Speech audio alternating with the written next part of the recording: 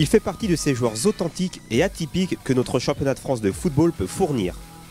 À 34 ans, Julien Jeltsch vit sa passion de footballeur sans concession et sans langue de bois, tout en pensant à sa future reconversion. Véritable joueur à l'ancienne, ce défenseur pure souche conserve une ligne directrice entre fidélité et humilité. Plein cadre sur ce Belfortin d'origine qui assume ses choix et ses paroles. Julien Jeltsch, bonjour. Bonjour. Merci d'être avec nous dans Plein Cadre. Alors, le principe de l'émission, c'est qu'on va retracer quelques moments importants, des souvenirs qui vont évoquer des jolies choses, je pense, dans cette émission. Et je te laisse tout de suite lancer la première vidéo sur la tablette. C'est pas dénigrer, c'est justement être réaliste. Je vous le répète, je vais être chiant, je vais être nul, je vais être tout ce que vous voulez, mais on est en national. Quelle équipe joue au football? C'est une division qui veut ça. On n'est pas Barça, on n'est pas le Real Madrid. Vous n'avez pas Jordi Alba côté gauche chez Jeltsch. Vous n'avez pas Messi. Il faut plus jouer. Mais c'est le national, il faut se mettre au niveau de cette division. Il faut jouer comment Orléans, on marque comment? On marque un ballon long, 2 duels aériens, gagné, on marque. Contre Boulogne, on marque, duel aérien, machin, le ballon il revient, on marque. Mais c'est comme ça. Maintenant, il faut sortir le bleu de chauffe et arrêter de se croire beau. Pour vous, c'est horrible. Pour nous, c'est encore pire. C'est pas du football. Mais moi jouer et perdre, je vomis. Je vais pas jouer à la balle, je veux gagner. Bon, la Ligue 1, c'est plus jouissif. Bon, ouais, c'est un peu mieux au niveau technique, au niveau du jeu, mais il y a des séquences qui restent les mêmes. Après c'est surtout la fin que je retiens, c'est que je joue pas au foot pour jouer à la baballe, je joue pour gagner. Après, c'est sûr que bien jouer et gagner, c'est le top. Mais si des fois il faut passer par des matchs un petit peu moins jolis pour les supporters et même pour nous sur le terrain et je gagne, je préfère. La Ligue 1, c'est bien pour terminer une carrière? Ouais, bien sûr, oui, c'est pour toujours. T'as compris le message, hein. Ouais, pour tout joueur de foot, c'est clair qu'atteindre le plus haut niveau français, c'est un but pour tout gamin. Moi, j'ai réussi à 34 ans à pouvoir évoluer à cette division. Maintenant, c'est ce que j'ai déjà dit avant. Je suis pas dans un conte de fées non plus, quoi. Voilà, j'ai fait ce qu'il fallait, je pense, durant ma carrière pour montrer que j'avais un certain niveau.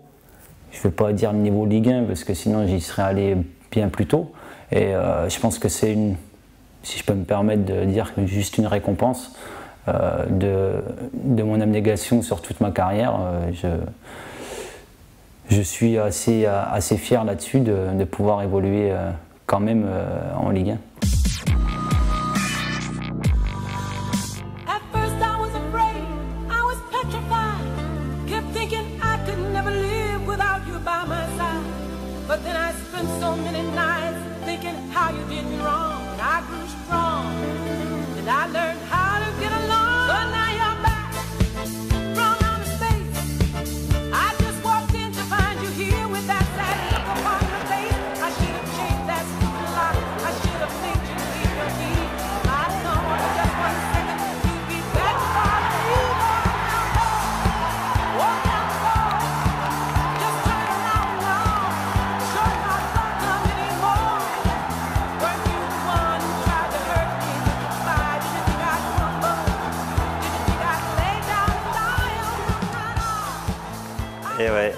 Tu vois, finalement, de ne pas jouer en Ligue 1, ça permet de connaître quelques montées. Tu en as connu 3, je crois. Ça, c'est un bonheur absolument indescriptible, non? J'en ai connu un peu plus. J'en ai connu 3 avec Amiens. 3 avec Amiens. Et 2 autres, une avec Reims et une avec le Red Star. Ouais, c'est sûr, oui. C'est des émotions. C'est toujours des grosses charges émotionnelles. Mais après c'est être là au bon moment. Je pense que j'ai eu de la chance d'être dans des groupes à chaque fois qui jouaient la montée. C'était souvent de national en Ligue 2. J'ai eu la chance d'être là au bon moment et de pouvoir faire quelques montées avec la plus belle de Ligue 2 en Ligue 1. Quoi. La plus belle de Ligue 2 en Ligue 1. Tu me retires les mots de la bouche. Mais ça permet quand même de rentrer dans ce club très fermé. Des clubs justement qui ont connu National, Ligue 2, Ligue 1. Donc il y a eu du VA, il y a eu du Metz, il y a eu Strasbourg hein, qui l'a fait également. Arles-Avignon. Arles-Avignon, voilà. Bon, on a vu ce qu'ils sont devenus pour certains. Ouais, justement, c'est là qu'il faut que tout le club soit en alerte parce que c'est beau de faire des montées. Mais sur les 10 dernières années, je pense qu'on a l'exemple de 5-6 clubs qui ont malheureusement pour eux qui ont fait des dépôts de bilan. Je pense au Mans, à Grenoble, à Arles.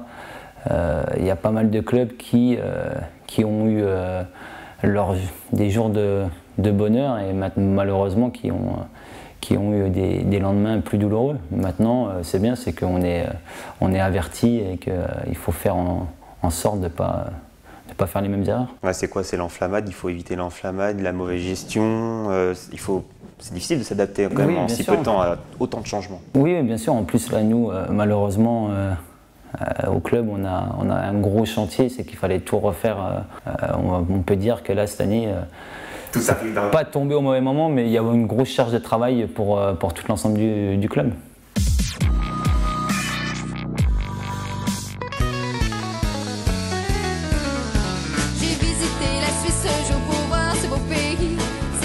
J'ai entendu c'est joli et j'ai monté sur la grosse montagne, il faisait beau soleil. Bon, un peu cliché, hein, je te l'accorde. Juste un petit peu, ouais. Il manquait la raclette et le ou bien, c'était parfait. Voilà, alors tu as connu l'élite donc à 2 reprises, cette année avec Amiens et ta première année pro en Suisse, c'était à Neuchâtel. À Neuchâtel-Xamax, ouais. Comment tu as débarqué là-haut? Bon, en fait, tout simplement, j'ai terminé mon cursus de formation avec le FC Sochaux-Montbéliard et on va dire que j'étais plus ou moins pas gardé.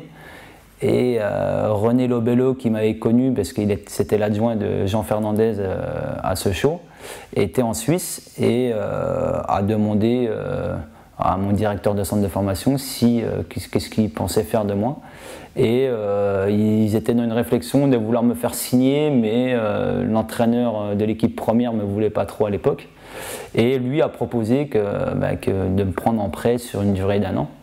Et c'est comme ça, tout simplement comme ça, que je suis arrivé en Suisse grâce à René Lobello pour connaître autre chose que le niveau CFA en France, parce que quand vous êtes jeune, vous jouez maximum en CFA. Et là, j'ai eu la chance de pouvoir jouer en Ligue 1 suisse avec des grosses écuries, que ce soit Bâle, Young Boys, Grasshopper, le FC Zurich. Et on était une petite bande de Français, on devait être 6 ou 7 Français là-bas. Et on a passé une très bonne année, parce que je crois qu'on finit 4e, on se qualifiait à l'époque pour l'Intertoto. Et c'était une très bonne découverte de la Suisse.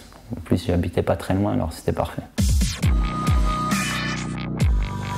Vu la proposition qu'on m'a faite, j'ai l'impression, j'ai pas envie de faire de polémique, rien du tout, mais j'ai l'impression qu'on a envie de me faire partir. J'ai eu un entretien avec le futur coach Hubert Fournier. Il m'a dit qu'il comptait sur moi parce qu'ils allaient ramener aussi notre latéral gauche, qui est logique pour avoir une concurrence. C'est tout à fait normal, ça se passe pareil dans tous les clubs. Mais j'ai reçu une proposition aujourd'hui qui me va pas du tout. Je pense qu'on va faire une contre-proposition, oui, bien sûr, parce que ça me va pas du tout. Après, on va essayer de se mettre d'accord, mais bon, ça va être difficile, je pense. Ce soir, là, c'est plus les nerfs qui parlent, là, parce que je pense qu'à un moment donné, ça fait 5 ans que je suis au club, j'ai peut-être fait le tour, ouais, bien sûr, j'ai peut-être fait le tour. On m'avait prévenu que ça allait être compliqué financièrement, tout ça, mais j'ai pas envie d'être méchant, mais j'ai l'impression d'être pris pour un con, quoi. Alors c'est pour ça que je pense avec les nerfs, c'est peut-être pas très bien de parler à chaud, mais ça va peut-être me retomber dessus encore une fois, mais c'est pas grave. Julien Lielsch, c'est aussi ça, hein. C'est un peu grande gueule et je dis ce que je pense. Ouais, on s'est assagi un peu avec l'âge, mais c'est sûr que sur ce coup-là, en fait, on était, je crois que c'était après la montée, justement, avec le Stade de Reims en 2009-2010. Et je me voyais encore continuer au club parce que voilà, après, j'avais un confort de vie, ma famille était bien installée, j'étais très bien installé, j'avais un cercle d'amis là sur la ville et j'étais au top. C'est du Lielsch dans l'art, quoi, dans les textes. Mais malheureusement, en vieillissant, j'ai pu rediscuter avec Olivier Létang qui était en charge justement du club à cette époque, mais on en rigole parce que bah, voilà, c'est des histoires de la vie du monde professionnel et c'est pas bien méchant. Le principal c'est de pouvoir s'expliquer et c'est ce qu'on a réussi à faire avec Olivier entre personnes intelligentes. Mais dans un monde où finalement les clubs contrôlent quand même pas mal la com aujourd'hui, toi tu fais un peu office d'électron libre avec voilà, ta personnalité, avec ton franc-parler. Oui, c'est sûr, ouais, j'ai toujours, même si maintenant j'ai plus c'est pas une réserve, c'est juste, on va dire, je réfléchis un petit peu plus sur ce que je vais dire, sur les actes, parce que des fois ça peut dépasser ma pensée, même si à chaque fois que j'ai plus ou moins parlé, c'était jamais dans mon intérêt à moi. Sur mes peu de déclarations que j'ai fait un petit peu clash, c'était aussi sur les dernières années pour l'intérêt du club, que ce soit au Red Star ou ici. J'ai jamais pensé à moi en premier et je pense pas que je suis une personne égoïste. Julien Jelch est un footballeur d'un autre temps à l'ancienne. Alors là où d'autres prendraient peut-être ça comme une insulte peut-être, toi tu le prends plutôt comment? Compliment ou... Ben oui, compliment, parce que en fait, maintenant, je vais pas dire le problème de la nouvelle génération, c'est que c'est même pas le football qui veut ça, c'est la société, c'est que ça devient de plus en plus individuel. Tout le monde devient individualiste et je pense que c'est... je me reconnais pas là-dedans parce que je pense beaucoup à l'équipe, au club, mais après c'est aimer son métier, aimer le football, quoi. C'est partager, mais maintenant ça se fait de moins en moins et plus on monte de niveau et plus je me rends compte qu'en fait c'est encore plus réel, quoi. Même là, j'ai commencé un petit peu ma reconversion où je prends un petit peu en charge avec un coach une équipe de jeunes et c'est essayer de transmettre un petit peu je pense cet amour du football, d'avoir envie de se dépouiller pour les autres, travailler en équipe.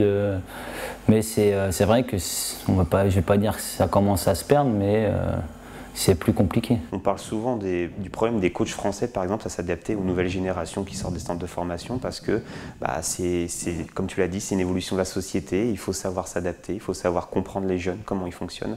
T'as pas peur de ça? J'ai de la chance, c'est que j'ai commencé très jeune à être papa et mes enfants ont 17 ans et 14 ans. Et j'ai de la chance, c'est que je connais déjà un petit peu cette génération parce que je retrouve aussi l'éducation qu'on m'a donnée. Je me rends compte que je ne peux pas donner la même éducation à mes enfants. Je suis un peu moins strict qu'à l'époque parce que c'est le reflet. On est obligé plus ou moins de s'adapter, mais en gardant quelques lignes directrices qu'on m'a inculquées plus jeune. Mais je suis obligé de m'adapter aussi à mes enfants parce que c'est plus du tout la même génération. Quand maintenant on voit que les gamins de 2-3 ans ils ont des tablettes, ils connaissent encore mieux les tablettes que parfois les parents. C'est que c'est un nouveau monde, c'est une nouvelle génération et il faut s'adapter aussi. Après, je dis pas qu'il faut rester dans ce truc à l'ancienne, puisqu'on peut pas, c'est impossible. Mais je pense qu'à un moment donné, il faut le lâcher un petit peu d'un côté, mais je pense que la plus grosse partie où je me bats avec mes enfants, c'est le respect. Et je pense que si on respecte les gens, vous êtes respectés. Eh bien, Julien Jelch, c'était un vrai plaisir de t'avoir. Merci beaucoup. Merci à vous et bon montage. Merci à toi et bonne chance avec Amiens pour la suite de la saison. Merci beaucoup.